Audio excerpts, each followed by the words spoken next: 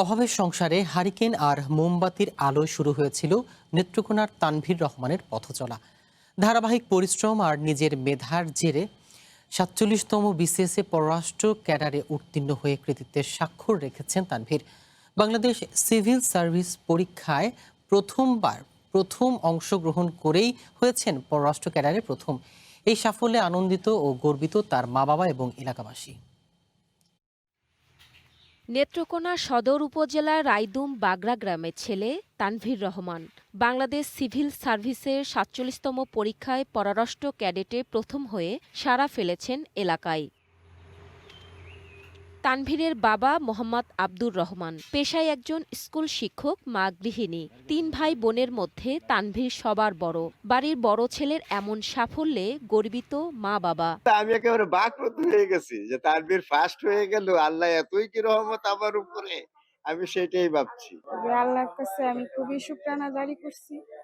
আল্লাহ আমার পুত্রে এত বড় বানাইছেন যা বলার বাহুল্য।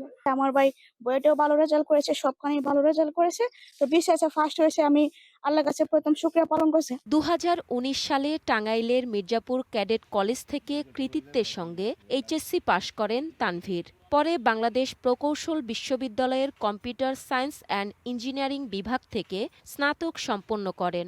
বর্তমানে তিনি ব্র্যাক বিশ্ববিদ্যালয়ে শিক্ষকতা পেশায় নিয়োজিত আছেন। প্রিলিমিনারির পরে রিটেনের সময় খুব কম ছিল, তো ব্যস্ততা ছিল বেশি।